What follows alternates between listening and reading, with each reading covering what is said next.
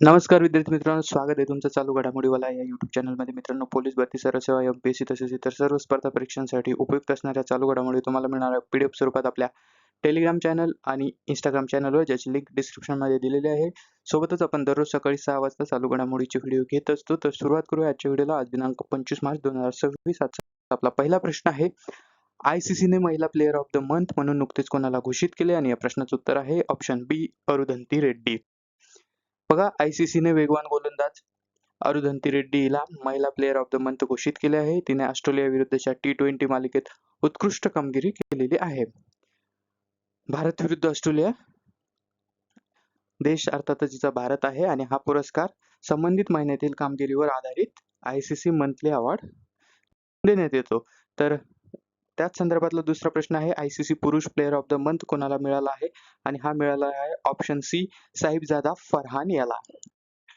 तर पुरुष गटात पाकिस्तानचा सलामीवीर साहिबजादा फरहान याला ICC player of the month घोषित करण्यात आले आहे. यांचा देश आहे पाकिस्तान. उत्कृष्ट फलंदाजीमुळे हा पुरस्कार मिळालेला आहे. ICC कडून दर महिन्याला हा पुरस्कार जाहीर केला जातो. आपण नुकतंच बघितलं. प्रश्न क्रमांक 3 बघा, INS तारागिरी ही कोणत्या प्रकल्पाशी संबंधित आहे? तर ही आहे ऑप्शन सी, प्रोजेक्ट 17A. बघा, INS तारागिरी ही प्रोजेक्ट 17A ची चौथी स्टेल्थ फ्रिगेट. हिचं वजन आहे 6600 टन. बांधणीची केलेली आहे सॉरी, माझगाव डाक, मुंबई या ठिकाणी. तर स्टेल्थ तंत्रज्ञानामुळे रडार पासून हिचा बचाव करते हे तंत्रज्ञान. तर भारतीय नौदलात ही टप्प्याटप्प्याने समावेश केला जातो. प्रश्न क्रमांक 4, भारत चीन सीमा व्यापार पुन्हा कोणत्या खिंडीतून सुरू होणार आहे? तर हा सुरू होणार आहे ऑप्शन डी, लिपुलेख खिंड. बघा, भारत चीन सीमा व्यापार हा लिपुलेख खिंडीतून पुन्हा सुरू होणार आहे. 7 वर्षानंतर हा पुन्हा सुरू होत आहे. याचं एक्झॅक्ट स्थान आहे पिथोरागड, उत्तराखंड या ठिकाणी. तर कालावधी आहे जून ते सप्टेंबर. भारत आणि चीन यांच्या व्यापारात संबंधात सुधारणा होत आहे. प्रश्न क्रमांक 5, इराणने नुकतीच किती रियाल हे इराणचे चलन आहे, सर्वात मोठी नोट जारी केलेली आहे आणि ही आहे दशलक्ष रियाल. ठीक आहे, ऑप्शन डी. बघा, इराणने 10 दशलक्ष रियाल म्हणजे 10 कोटी रुपयाची नोट, 10 दशलक्ष रियाल आहे हा.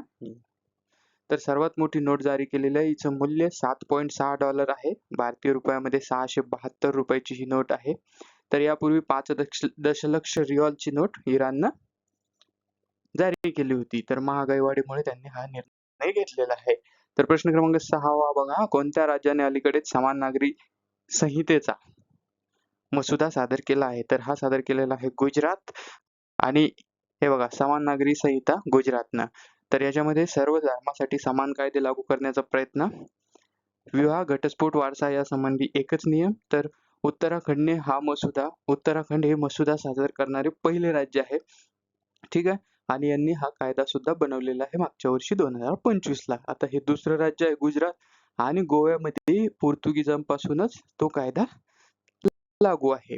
प्रश्न क्रमांक 7 बघा, जागतिक बँकेच्या सहकार्याने शालेय शिक्षण सुधारणेसाठी शिक्षा क्रांती 2.0 हा उपक्रम कोणत्या राज्याने सुरू केला आहे?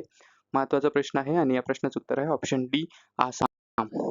बघा, शिक्षा क्रांती 2.0 राज्य आसाम शालेय शिक्षण सुधारण्यासाठी, म्हणजे याचा उद्देश हा आहे की शालेय शिक्षण सुधारण्यासाठी हा उपक्रम आहे.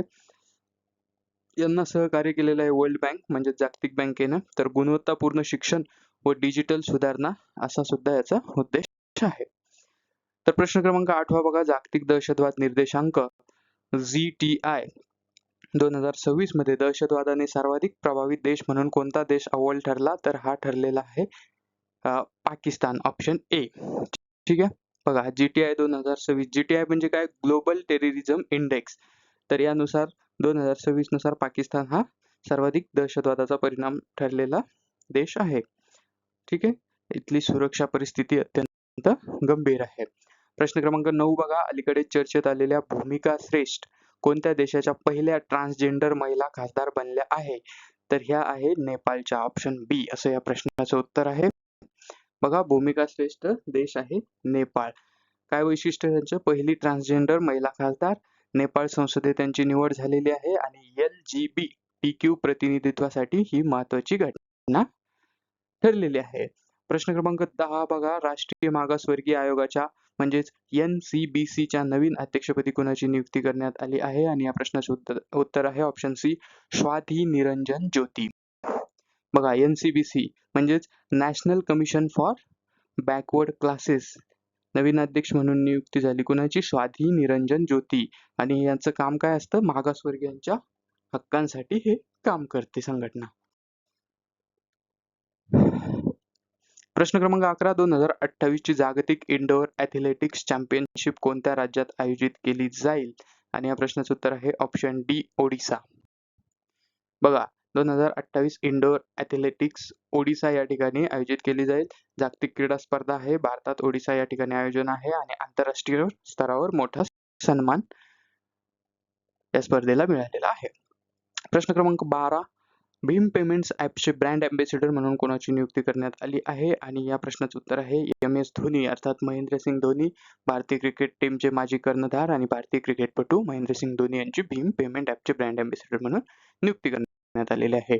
बघा, Bhim app MS Dhoni, digital payment app आहे, UPI आधारित, ब्रँड अँबॅसेडर MS धोनी आणि कॅशलेस व्यवहारांना प्रोत्साहन देण्यासाठी यांना नेमलेला आहे ब्रँड अँबॅसेडर. प्रश्न क्रमांक 13 बघा, फोर्ब्सच्या जगातील अब्जाधीश 2026च्या यादीत कोणत्या भारतीय शिक्षण तज्ञांचा समावेश होणार आहे? खूप महत्वाचं आहे. ऑप्शन तुम्ही बघू शकता, बायजू रवींद्रन, खान सर, अलक पांडे आणि रोमन सैनी. तर या प्रश्नाचं उत्तर आहे ऑप्शन सी, अलक पांडे. ठीक आहे, फोर्ब्स 2026 मध्ये अलक पांडे यांचा समावेश झालेला आहे. फिजिक्सवाला कंपनीचे संस्थापक आहे. ठीक आहे, अब्जाधीशांच्या यादीत त्यांचा समावेश झालेला आहे. एज्युकेशन टेक्नॉलॉजी क्षेत्रातील हे मोठं नाव आहे. ठीक आहे, फिजिक्सवाला सारखंच आपलं चालू घडामोडीवाला हे चॅनल आहे, हे सुद्धा लक्षात ठेवायचं. आपण दररोज सकाळी 6 वाजता चालू घडामोडीचे व्हिडिओ घेत असतो आणि फ्री PDF तुम्हाला टेलिग्राम चॅनल, इंस्टाग्राम चॅनलवर मिळत असते. काही दिवसात क्विज पण पूर्ववत सुरू होतील. प्रश्न क्रमांक 14, दरवर्षी जागतिक क्षयरोग म्हणजेच TB दिवस केव्हा साजरा करण्यात येतो? आणि या प्रश्नाचं उत्तर आहे ऑप्शन ए, 24 मार्च. ठीक आहे, आता दिनविशेषावर प्रश्न आला तर मार्च महिना चालू आहे. मार्च महिन्यातल्या सगळ्या दिनविशेषावर एक नजर मारूया. बघा, 1 मार्चला असतो शून्य भेदभाव दिवस. 1 मार्चला जागतिक नागरिक संरक्षण दिन सुद्धा असतो, तर 1 मार्चला नागरी लेखा दिवस सुद्धा असतो. 3 मार्चला जागतिक वन्य दिन, 7 मार्च जन औषधी दिवस, 8 मार्च आंतरराष्ट्रीय महिला दिन, एक सेकंद लाल घेतो, जागतिक किडनी दिवस असतो 9 मार्चला, तर 9 मार्चला CISF स्थापना दिवस सुद्धा असतो. 10 मार्चला आंतरराष्ट्रीय महिला न्यायाधीशांचा दिवस, 14 मार्चला या ठिकाणी आंतरराष्ट्रीय पाय किंवा गणित दिवस असतो. पाय म्हणजेच त्याची किंमत 22/7 किंवा 3.14 असते. ठीक आहे, तर जागतिक ग्राहक हक्क दिन हा 15 मार्चला असतो. 16 मार्चला जागतिक लसीकरण दिवस असतो. 19 मार्चला जागतिक पुनर्वापर दिन असतो. तर 20 मार्चला जागतिक चिमणी दिवस, 21 मार्चला जागतिक वन दिन, 22 मार्चला जागतिक जल दिन, 23 मार्चला जागतिक हवामान दिन, 24 मार्चला जागतिक कबड्डी दिन. ठीक आहे, 24 मार्चला जागतिक क्षयरोग दिन, TB जे आत्ताच आपण बघितलं.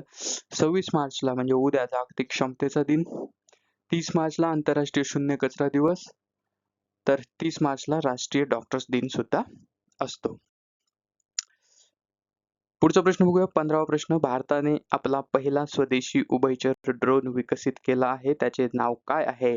आणि या प्रश्नाचं उत्तर आहे ऑप्शन बी, अवतार. ठीक आहे, बघा, अवतार ड्रोन भारताने विकसित केलेला आहे. काय वैशिष्ट्य याचं? स्वदेशी उभयचर म्हणजे लँड प्लस वॉटर, म्हणजे जमीन आणि पाण्यात सुद्धा हा ड्रोन काम करतो. याचं वैशिष्ट्य आहे भारताने विकसित केलेला आहे. संरक्षण व आपत्कालीन वापरासाठी हा उपयुक्त आहे. तर हे होते आपले आजचे 15 प्रश्न. आपण आज धावत्या वेगात हा व्हिडिओ घेतला. ठीक आहे, तर तुम्हाला व्हिडिओ कसा वाटला ते कमेंटमध्ये नक्की कळवा. चालू घडामोडीचे व्हिडिओ आपण दररोज सकाळी 6 वाजता आपल्या चॅनलवर घेऊन येत असतो आणि सोबतच आपल्या इंस्टाग्राम चॅनल आणि टेलिग्राम चॅनलवर तुम्हाला मोफत PDF याची मिळून जाईल. सोबतच नवनवीन अपडेट्स, नवनवीन येणाऱ्या परीक्षा, त्या संदर्भातल्या महत्त्वाचे प्रश्न याच्यावर सुद्धा सगळे प्रश्न उत्तर आपल्याकडे मिळतील. तर जास्तीत जास्त चॅनलला सबस्क्राईब करा, व्हिडिओला शेअर करा आणि व्हिडिओ शेवटपर्यंत बघितल्याबद्दल मनःपूर्वक धन्यवाद. भेटूया उद्याच्या व्हिडिओत. तोपर्यंत तुम्ही जोडले जा चालू घडामोडीवालाच्या 3ही प्लॅटफॉर्म सोबत. Thank you so much.